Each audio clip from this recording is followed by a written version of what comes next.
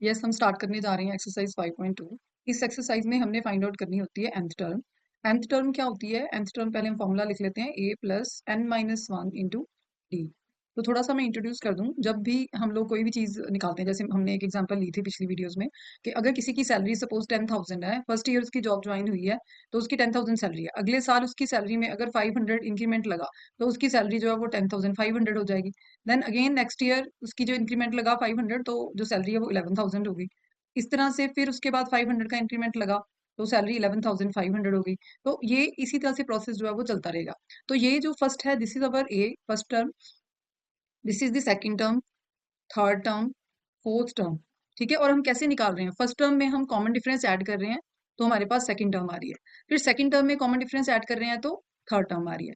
फिर third term में common difference add कर रहे हैं, तो फोर्थ टर्म आ रही है। तो ऐसे ही करते करते हम कॉमन डिफरेंस ऐड करते जाएंगे और हमारी टर्म्स आती जाएंगी। लेकिन तब क्या होगा, जब हमें कोई टर्म बहुत ज्यादा बाद की बता मतलब पूछी गई हो, मान लो आपसे पूछ लिया जाए कि 50th टर्म बताओ, कि 50वें साल में जाके उसकी सैलरी कितनी होगी, तो वो थोड़ा सा मुश्किल हो जाएगा।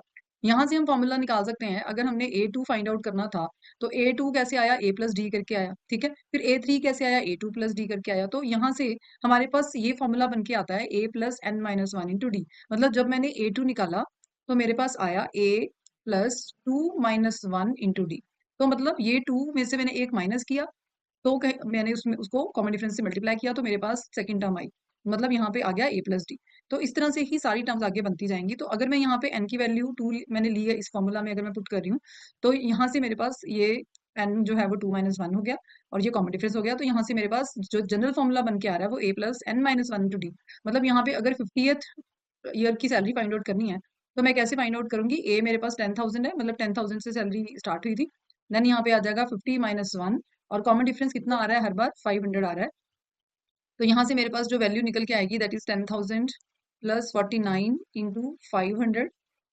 ठीक है, इनको हम मल्टीप्लाई करके 10,000 में ऐड कर देंगे, तो यहाँ से हमें पता चल जाएगा कि सैलरी जो है वो कितनी आ रही है। ठीक है, तो यहाँ से आप देख सकते हो 34,500 सैलरी जो है वो हो जाएगी। तो इस तरह से nth टर्म का फॉर्मूला लगा के हम वैल्यूज फाइंड आउट कर सकते हैं, जो कि बड़ी से बड़ी भी वैल्यू अगर हमसे पूछी गई हो, तो वो भी हम फाइंड आउट कर सकते हैं।